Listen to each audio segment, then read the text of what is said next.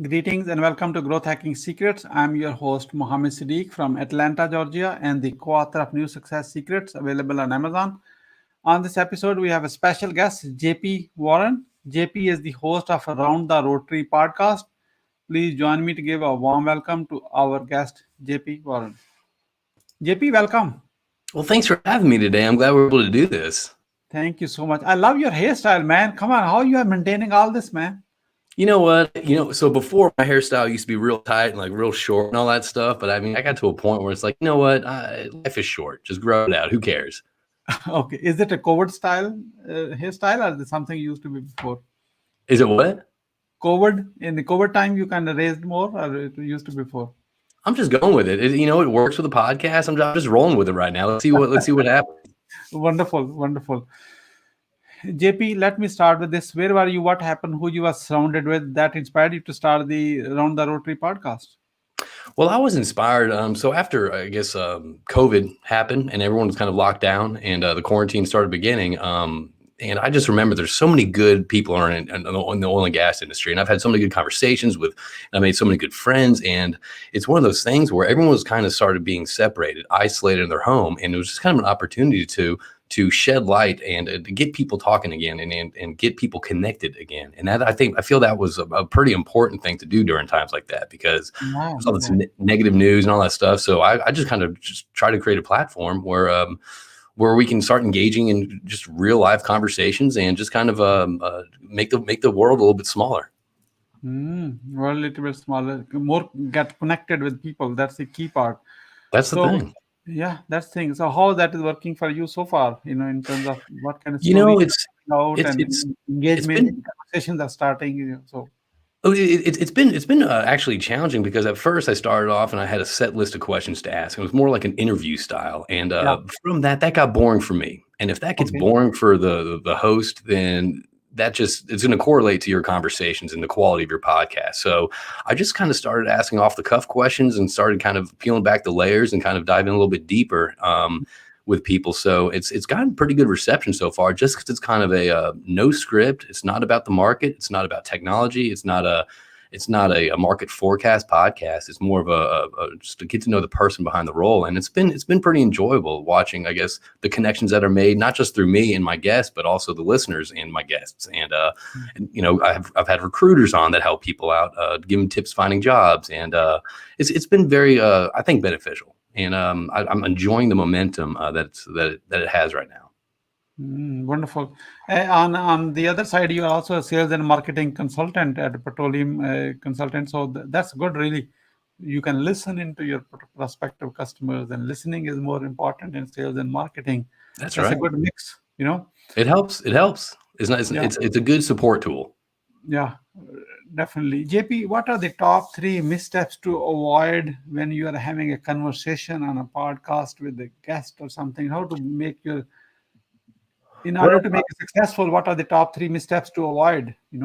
Well, I actually, the questions, I can speak to that, but the question, I thought this would be more of a career thing, but I guess with a podcast, it's not asking, I guess it's sitting down there. First off, doing a podcast, you're very nervous. Okay. So I think if you do a podcast, get 20 to 25 out of the way. That way you can start getting more comfortable behind the microphone.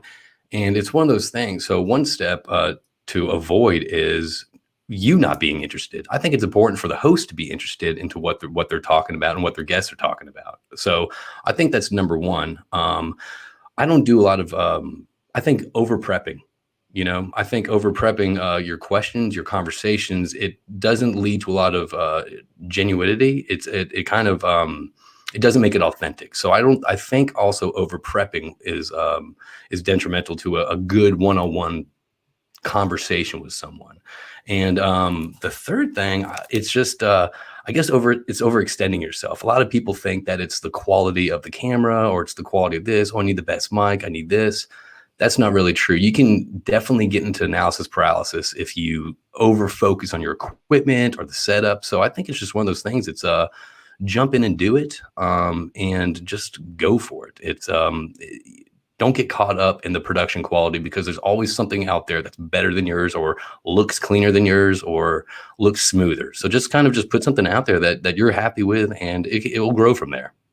Wonderful. And you mentioned about the career management. I would love to have your answers on this too, because everything we can use it. What are the top three missteps to avoid to grow I your would career? say that I feel like this. I've kind of broken down into the first thing. My only point when it comes to personal branding, because I feel since COVID and the quarantine, a lot of people have begun to put themselves online more to brand themselves more because they are an ambassador of their company or they just want to promote their product. So when it comes to personal branding, to me it's creating genuine content. Don't create content you think someone else will like. Create content that you enjoy, and then it can grow from there. Don't try to replicate somebody else. Okay. Career wise, I think a lot of people get their fear of change. They might be viewing an opportunity, and it might not line up with kind of what they had in their mind of their career path or the next step.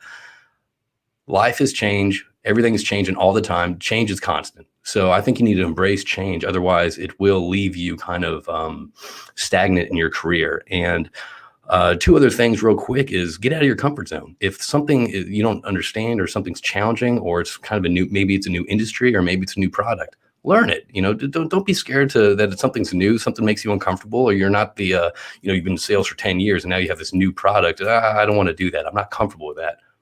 Just get out of your comfort zone a little bit. And the last thing I can say, and this is kind of I think this is to anyone in any industry, it's not career then family. I think the success and support of your family will help you in your career, and it's not vice versa. That's a very good one. Many times people ignore the one side and just focus on the one side. I'm a guilty of certain things in my life too. So thank you Well, for we that. all are, and it's one of those things too. It's like, oh, well, I'm doing this for us. I'm doing this for the family. I'm doing this for the family. But at the end of the day, that family is going to be farther apart from you, and you're not going to have a relationship with them. So focus on what's important, and the rest will follow. Yeah. Thank you for the gentle reminder for all of us, man. JP, so on this career growth thing, so what are your single greatest failure you like to share with us? What did you learn from that and how did you recover from it? I don't think so. So that's the thing, though. I mean, failure.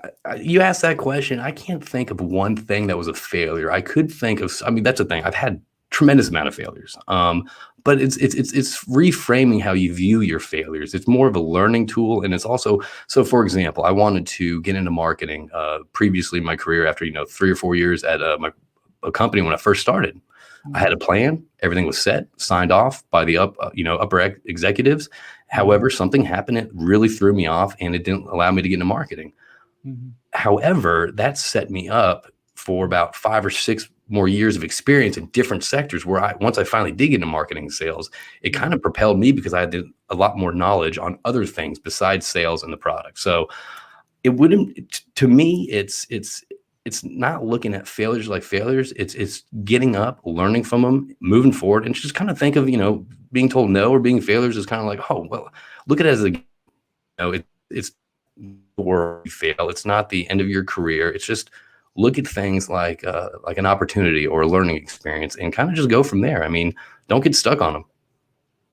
Yeah, good. Don't get stuck on that. Failure is a learning opportunity, definitely for sure. It's something which you have not mastered it yet. That gives you the opportunity to master it to go to the next level. So more failure, we need to embrace our failure. That's what you're really saying. And one thing that I've noticed too, and this is kind of a point in there is, I've seen a lot of people, that you meet in your career path in sales, and they might be down here right now. They might not be a decision maker, and a lot of people kind of brush over those people because they can't help them now. So a big failure, I think, would be to not treat everyone with a kindness and respect. And just because they can't help me out, I'm not going to engage in a conversation with that person. Well, you never know. In 2 to 5 years, 6 years, they're going to be sitting in the chair that makes a decision, and they're going to remember, oh, this person wasn't that kind to me. That person to give me the time of day. So it's always important. I think a huge failure is to focus on people that can make a decision today versus focusing on everyone, and treating everyone with respect, kindness, and not establishing relationships with them just because they can't help you out today.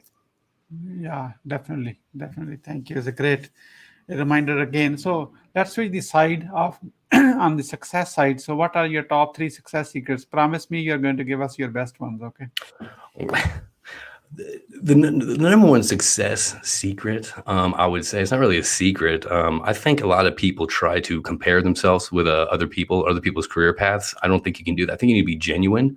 I think when it comes to either creating content or relationships with the customers, I call them frustomers. They're friends that are customers, because to me, the relationship outweighs the sale, because it's going to follow, if you have a good relationship. I think another success thing is just do it. Don't miss, perfection for greatness. Don't get stuck in an analysis paralysis zone where you don't want to approach whether it's content you're putting out on social media, LinkedIn, or your company's website, or whether it's whatever you're engaging in. It's just do it. Just be comfortable with it. Be comfortable that it's not going to be the best thing ever, or it's not going to be to your expectations. I think just doing something and just going for it and following your drive, following your passion. Find out, and honestly, if you don't enjoy your job, try to find something that sparks passion and sparks happiness. Because I was in a situation where I was in operations, which I enjoyed it, but my passion was in sales and marketing. And it's just one of those things where every step, even though it didn't correlate immediately to sales and marketing, kind of helped me get to where I am today. So again, the success thing is don't say no. Just do it, be genuine, and just be kind to people, because people see that, and people want to work with people that they like and that treat people with respect. So there's just, I don't know, be a good human being. Be a good human being. Yeah. So it's easy to say, however, not easy to implement. People are not implementing all over. We see it everywhere. Any other bonus thing you like to share, because you are so good in your content, man? Man, so here I am sitting here behind the camera. I'm 40 years old, and I just started actually doing something that's kind of not industry focused. I started creating silly memes and content and all that stuff. And, people are sitting there, it's like, JP, you're sitting there, you're 40 years old, you're a vice president of a company, and you have a podcast. What are you doing making silly memes? But it's like, whatever works. I mean, it drives content, it drives clicks, it drives views. So in reality, just try new stuff. I think now, with everyone being at their homes, people are fighting for screen time, not scroll time. So it's one of those things where it's create content that you'd want to see, and just try new stuff. I mean, now's the time to push the envelope. Yeah, now it's time to push the envelope. You say 40 years old. I say, no, that's not right. You are 18 years old with 22 years experience. Come on, man, JP, The oil field will do that to you. Thank you so much. So, JP, how the growth hacking secrets community people who are watching this now can support you? Well, I mean, I guess on the podcast side, check out my podcast. It's called Round the Rotary with JP Warren. We have a YouTube channel. We're found on Apple, Spotify, any podcast streaming platform. On Instagram, Round the Rotary _JP Warren. And in reality, give it a listen. I think some in the oil and gas industry, and there's a lot of narrative out there that we're not pro environment. We just want to go in and decimate the landscape. And we're just a bunch of either engineers or cowboys trying to like drill holes and just leave.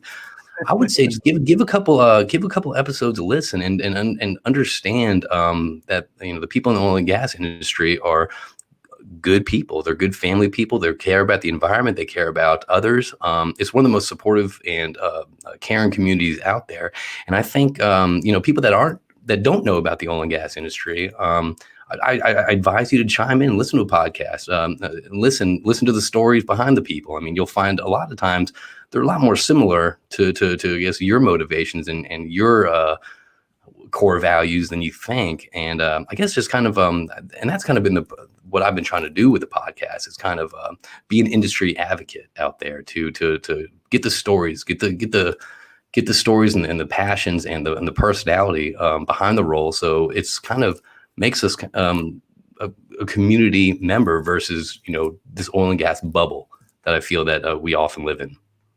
Yeah, check that out. cpc.buzzsprouts.com, cpc.buzzsprout.com. It's on your screen right now. Take a screenshot and check it out. And also you can check it on any podcast platform, including YouTube, Around the Rotary Podcast. Get on Instagram, send a DM to. Find me on LinkedIn. Yeah, find you on LinkedIn, JP Warren. Yeah, That's it. Great. How you can miss the person on LinkedIn with that, hairstyle? So I think we photoshopped my hair up a little bit with a tie on, made me I more know, professional. I see it. Yeah, thank you so much. I like to, as we are about to wrap up, I like to get to your kind of guest experience today and being on the show. What would you say about your today's guest experience and growth hacking secrets? My best experience right now is being on the show is just the fact that number one, that you are living in a different city. So it's fun to communicate with people with in a different city with with a different background and really just engage with people that are outside the community. And the fact that you're doing such a good job of reaching out to people and any whatever industry, whatever city, you're trying to focus, kind of like what I'm doing. You're trying to focus on the person behind the role, and I think that's been one of the best experiences so far. And I'm looking forward to seeing this and kind of spreading the word about this. But I think it's just been good just talking to you and just sharing a little bit of the stories. And I like how concise it is. You and I talked about before. Often, if you look at a recipe, you're looking online for a recipe, it'll give you a 15-page document about the history of that recipe. You're like, no, just get to the recipe. I enjoy how concise and short and sweet this is because it's to the point. And so that I respect that. Thank you so much for your kind words. Really appreciate it. JP, what would you say as a final word? Final word is this. And this is kind of something that's I speak about on the podcast. I got two things. The first thing is don't compare yourself or your career journey to someone else out there. We live in this culture right now through social media, through Instagram, and look, I'm on Instagram, I'm on Facebook, I'm on everything, but I can't stand it. So we live in this world where we're always comparing ourselves to someone else. Don't do that. Take time off. And the second part is don't live on social media. Don't form opinions about people on social media, because often right now social media is pulling people apart. And it's either right, wrong, black versus white, Republican, Democrat, whatever it is. It's we're more alike. Everyone's more alike than we think. So get off of social media. Talk to people, and also it's okay to disagree with someone about a hot topic and still be friends with them. So reframe your conversations where you aren't getting so charged up. You're not getting so negative. We don't need more negativity out there in this world. So my thing is, don't compare your journey to other journeys. Get out there, do it, be genuine, be yourself, get off of social media and engage in conversations and realize that the world's not us versus them mentality. We're all together in this. So don't follow the narrative of what social media is and the news is pushing down your throat.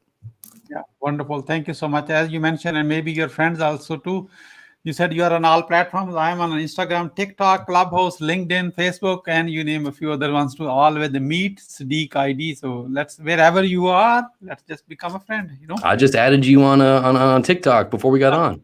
Yeah, wonderful. So your friends are welcome too, because your friends are our new friends, which I have not met. Absolutely. Thank you so much.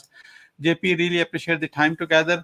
And thank you so much for sharing your wisdom with us today on the behalf of Growth Hacking Secrets community and our entire team. We really appreciate you. This is Mohammed Siddique signing off from Atlanta, Georgia. Until the next episode, all good wishes. Thank you.